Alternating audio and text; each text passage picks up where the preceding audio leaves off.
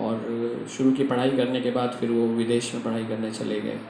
France में उन्होंने पढ़ाई की, उसके बाद फिर कनाडा में जॉब करते थे महाराज। तो उनके जीवन में अगर देखा जाए तो शुरुआत से ही वो शुरू से ही मतलब उनका एक आध्यात्मिक रुझान था, उस तरफ इंक्लिनेशन था। उनका नाम भी गोपाल कृष्ण ही था शुरू से।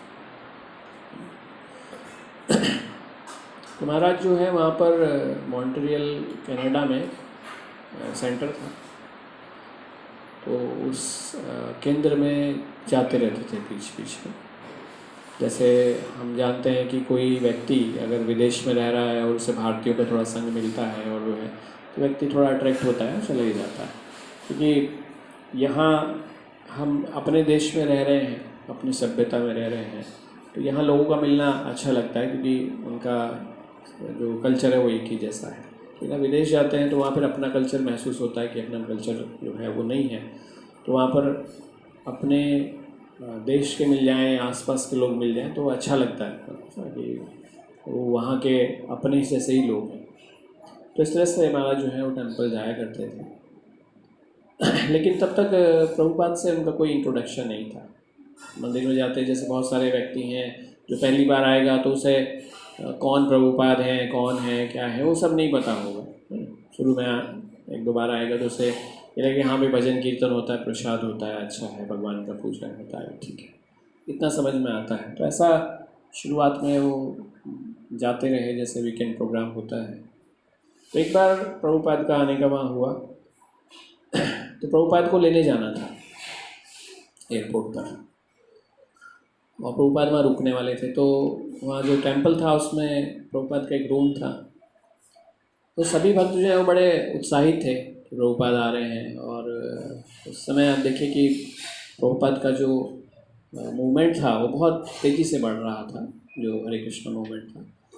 तो जब कनाडा में प्रभुपाद आने वाले थे तो जितने भी वहाँ के टेंपल प्रेसिडेंट थे और सब थे, वो सब की इच्छा हो रही थी कि एयरपोर्ट पर रिसीव करने जाएँ, वहीं से कीर्तन करके प्रभुपाद को लेकर आए। तो उन्होंने देखा कि सारे भक्त तो चलने के लिए तैयार हैं, तो रुकेगा कौन। तो उन्होंने गोपाल कृष्ण महाराज से बोला कि वो नए हैं, मतलब अभी आते हैं थोड़ा वो, तो और वो प्रभुपाद को जानते भी नहीं थे। तो बोला कि सभी लोग जाने के तैयार हैं, आप प्रभुपाद का जो रूम है क्या आप ये क्लीन कर देंगे क्या, उसको सही करें, मतलब। तो उन्होंने बोला कि ठीक है मैं कर दूँगा, अगर ऐसी बात है तो, जब सभी जाने के लिए तैयार हैं मैं करूँगा। तो वो रुक गए, उन्होंने स्वीकार किया। और जो उनका रूम था वो अच्छे से क्लीन किया, बहुत अच्छे से क्लीन किया, उनकी अलमारी वगैरह वो सब। और ये सब लोग जो हैं वो लेने चले गए। आने में टाइम लगता था, दूर था तो लेने में आने में टाइम लगा। प्रभुपाद आए वो तो जब वो अपने रूम में गए तो प्रभुपाद ने देखा कि रूम तो बहुत साफ़ लग रहा है। तो जनरली क्या होता है कि भक्त हैं तो बहुत सारे काम होते हैं, उतना ध्यान नहीं दे पाते कि सफाई मतलब प्रॉपर है कि नहीं है। झाड़ू लगा दिया, थोड़ा ऐसा कर दिया, हल्का फुल्का सामने सामने मार दिया, थोड़ा ऐसा रहता है। तो उन्होंने देखा कि अलमारी वगैरह प्रॉपर साफ़ है, सब कुछ है, कहीं धूल नज़र नहीं आ रही है। तो उन्होंने फिर पूछा किसने साफ़ किया। तो उस समय वो चले गए थे महाराज। तो सब एक दूसरे को देखने लगे। तो फिर प्रभुपाद ने पूछा बताओ किसने किया साफ़, किसने साफ़ किया, क्योंकि वो देख कर ही अलग लग रहा है कि तुम नहीं, क्योंकि समझ ही जाते हैं। जैसे एक पेरेंट्स होते हैं तो अपने बच्चों का नेचर जान ही जाते हैं कि ये तो ऐसा नहीं कर सकता, नहीं इससे तो ये उम्मीद नहीं की जा सकती ना, ऐसा होता है। वैसे गुरु भी जो है वो शिष्य को थोड़ा जान जाते कुछ समय में कि ये तो नहीं कर सकता, इसके बस का तो है नहीं ऐसा करना। तो उन्होंने पूछा कि किसने किया है, तो उन्होंने बताया कि तो फिर प्रभुपाद ने इच्छा जाहिर की, बोलो कि बुलाओ कौन है, मैं मिलना चाहता। तो यहाँ पर इस समय तक अभी वो प्रभुपाद से मिलना नहीं चाहते थे महाराज जी, महाराज गोपाल कृष्ण गोस्वामी महाराज है, वो प्रभुपाद से मिलना नहीं चाहते थे क्योंकि उन्हें नहीं पता था कौन है अभी। लेकिन प्रभुपाद के मन में इच्छा हुई कि कौन है, मैं मिलना चाहता। तो यहाँ से जर्नी स्टार्ट हुई। हमने एक बार एग्जाम्पल दिया था रामायण का कि सुपनखा जो है वो राम से मिलना चाहती थी, नहीं तो वो सीधे ही पहुंच गई कि मेरे से शादी करोगे, हाँ सीधे ही पहुंच गई। तो लक्ष्मण जी ने नाक कान काट दिए, और माता सबरी जो हैं उन्होंने वहीं बैठकर नाम पुकारना शुरू कर दिया, भगवान का नाम भजन करना शुरू कर दिया। तो फिर राम ढूंढते हुए आए, पता चला कि उन्होंने सीख गई। तो जो वास्तविकता में जब कई बार हमें कहते हैं कि अरे हमें गुरु कैसे मिलेंगे, कौन है गुरु, कहाँ से मिलेंगे, क्या मिलेंगे, ऐसे कैसे करके, तो जब हमारे अंदर वो सर्विस एटीट्यूड होता है, सेवा भाव होता है, तो जब सेवा भाव होता है तो वो सेवा करने मात्र से वो गुरु जो है अपने आप समझ जाते हैं कि कौन काबिल शिष्य है कि इसे वास्तविकता में भक्त बनाया जा सकता है। तो उनकी सर्विस से प्रभुपाद के मन में उनके प्रति जो प्रेम था ना, वो अपने आप ही जागृत हो गया कि ये जो है ये वास्तविकता में एक अच्छा जीव है जिसको हम भक्त बना सकते हैं या भक्त है। तो अपने आप ही नेचुरली वो उनको हो गया। तो फिर प्रभुपाद ने बुलाया, मिले, और फिर प्रभुपाद बहुत मतलब देखा कि देखो बहुत पढ़े लिखे हैं, तो महाराज बहुत MBA किया हुआ था MBA वहाँ से, और एक कंपनी में जनरल मैनेजर थे पेप्सिको में। तो उन्होंने देखा कि इतने बड़े पद पर व्यक्ति विदेश में बड़ी कंपनी में जनरल मैनेजर थे, और वो जो सफाई करके गए, हाँ मतलब कोई वैसे किसी को बोले अरे झाड़ू पोछे वाला थोड़ी होना, नहीं तो एकदम से कर देगा, नहीं वो काम देगा, तो ऐसे बोल देगा। लेकिन उन्होंने क्या वो सर्विस किया। तो प्रभुपाद ने जब देखा कि देखो किस भाव का व्यक्ति है, तो ऐसे समझ में आता है कि ये जो व्यक्ति है वो वास्तविकता में भक्त बनने लायक है या भक्त है। तो भी तो कह सकते थे बेटा मुझे तो काम है, नहीं मुझे तो कहीं जाना है, नहीं आमतौर पर व्यक्ति क्या कहेगा, नहीं पहले बोले जा रहे मुझे थोड़ा काम है, किसी और से करा लेते कि आज तो नहीं है, किसी से करा सकता है। तो सर्विस एटीट्यूड जो है वो क्या है देखिए, और सर्विस एटीट्यूड से जो है वो गुरु मिलते हैं, और सर्विस एटीट्यूड से भगवान मिलते हैं। तो अगर हमारे अंदर ये बात भावना नहीं है तो आप समझिए कि फिर आप पीछे पीछे भी गुरु के पीछे पीछे भी मतलब फिरेंगे ना, तो गुरु जानते हैं कि ये वास्तविकता में वो है नहीं तो दिखावा कर रहा है। बहुत सारे भक्त ऐसे ही होते हैं, तो वो कहने में बड़े मतलब आपको लगे बड़ा मीठे है जी, बस इतने डाउन टू अर्थ दिखाई देंगे अपनी बातों से, और लेकिन जब करने का नंबर आता है तो कहीं दूर दूर तक दिखाई नहीं देंगे। आपको कोई सर्विस करनी दिखाई नहीं देगी, उस दिन सारे काम निकल आते हैं व्यक्ति के ना, मतलब अगर कोई दिन सेवा हो उस दिन सारे काम निकल कर आ जाते हैं, ये हो गया था, वो हो गया था, ये था, वो था, ऐसा मतलब ये नेचुरल है। और जो सर्विस करने वाला होता है वो काम होते हुए भी कैंसिल कर देता है कि भाई काम है कोई बात नहीं, सर्विस कर ले, कि बहुत बड़ा अंतर है। तो ऐसे शिष्य उनको प्रभुपाद ने स्वीकार किया, और प्रभुपाद जो है उनको मतलब जल्दी जल्दी पत्र लिखते थे, मतलब प्रश्नोत्तर होते रहते थे। तो प्रभुपाद ने बहुत जल्दी जो है, क्योंकि उनका नेचर ही ऐसा था कि एकदम से उस चीज़ में अडॉप्ट हो गए, क्योंकि पहले से ही गुण उनके अंदर थे, बाय बॉर्न ही थे वो गुण, जो एकदम से ऐसा हो जाता है। नहीं तो क्या होता है कि प्रभुपाद है या कोई भी है, बहुत लोगों को प्रचार करते हैं, बहुत सारे लोग जो है, मैक्सिमम लोग ऐसे मिलेंगे बिल्कुल अड़ियल स्वभाव के, नहीं टस से मस नहीं होगा। वैष्णव जो है उनके आगे हाथ जोड़कर विनती भी करें ना, तब अरे ठीक है अब हम अभी तो देखे नहीं, हमसे नहीं होगा, सीधे मना कर देते हैं कई बार कैसे, भद्रता की भी मतलब सीमा पार कर देते हैं शुरू में। तो वास्तविकता में जो भक्त बनने के गुण हैं ना, वो बहुत इम्पोर्टेंट है। तो सेवा भाव सबसे इम्पोर्टेंट गुण है। जिसके अंदर सेवा भाव है वो व्यक्ति भक्ति के अंदर बहुत जल्दी ग्रो करता है, ठीक है। तो इसलिए प्रभुपाद जो है उनको पत्र लिखते थे।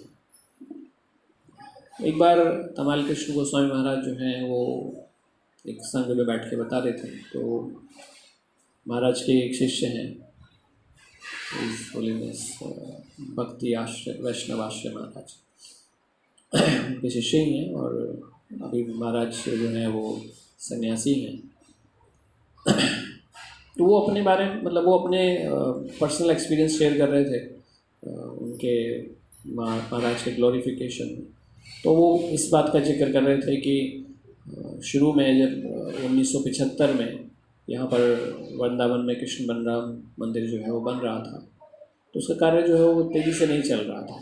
तो महाराज ने जो वहाँ पर उनके शिष्य थे उन्हें जो काम दे रखा था, बट वो उतना अच्छे से नहीं चल रहा था। तो महाराज ने जो है वो गोपाल कृष्ण गोस्वामी महाराज को बुलाया, बोले कि ये मंदिर मुझे जल्दी कंप्लीट चाहिए और आज से तुम इस चीज़ को देखोगे। और इंडिया का उनको जो इस्कॉन ब्यूरो है उसका चेयरमैन बनाया, तो उसके इंचार्ज थे पूरे, और जीबीसी थे वहाँ पर। तो प्रभुपाद ने तब बनाया था और तब से और महाराज अब तक इंचार्ज रहे सेवा की। तो तमाल कृष्ण गोस्वामी महाराज उनके सामने बोल रहे थे कि देखो भक्त तो बहुत सारे हैं, लेकिन प्रभुपाद का जो फेथ है जो गोपाल कृष्ण गोस्वामी महाराज पर है वो कितना ज़्यादा है कि उन्होंने सबको हटाकर उनको दिया, जबकि वो उस समय ग्रस्त भक्त थे गोपाल कृष्ण गोस्वामी। तो भक्ति वैष्णव आश्रम महाराज जो है वो बता रहे थे कि एक बार मैं प्रभुपाद के लेटर्स जो है जो महाराज को लिखे थे वो पढ़ रहा था। बोले मैंने उनको लेटर जो है एक मेरे मतलब लिखा हुआ लेटर मेरे पास आया, तो मैंने उन्हें पढ़ा।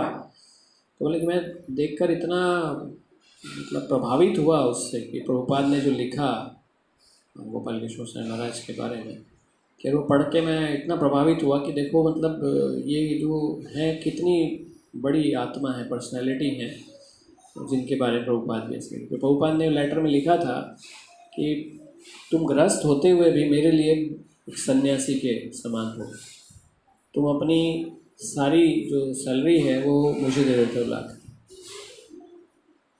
और मैं मतलब वो ये कह रहे थे कि गृहस्थ होते भी सन्यासी हो, क्योंकि ये सन्यास है, ठीक है। चीज़ों से डिटैच होना सन्यास है। सन्यास का मतलब ही नहीं कि आप छोड़ छाड़ के जंगल में भाग जाएंगे, नहीं, अब मेरा सन्यास हो गया। मन तो यहीं पड़ा रहेगा ना, मन तो वहीं है आपके काम क्रोध लोभ मोह मत इनमें ही पड़ा रहेगा। तो फिर किस बात का सन्यास? आप छोड़कर चाहे कहीं हिमालय में चले जाइए, इस जगत को छोड़ो कहीं और चले जाइए, आपको सन्यास नहीं हो सकता, उसे सन्यास नहीं कहते। जब तक आप इस जगत में आ सकते हैं, नहीं, बाहरी रूप से कितना ही दिखाते रहिए, कुछ ही करते रहिए, कपड़े बदलते रहिए, भेष बदलते रहिए, नहीं, कितना ही मुंह पोत लीजिए, कितने ही मालाएं पहन लीजिए, कितना ही सब कर लीजिए, कुछ नहीं होने वाला, ठीक है ना। आपको बहुत ज़्यादा परेशानी होगी इस चीज़ के लिए, आपका मन छोड़ेगा ही नहीं आपको। तो सन्यासी तो मन से है ना। तो वो ग्रस्त होते हुए उन्होंने सारा अपने गुरु को दे दिया कि ये है, और देखिए। तो प्रभुपाद ने लिखा, उनके लेटर में लिखा कि तुम सन्यासी हो,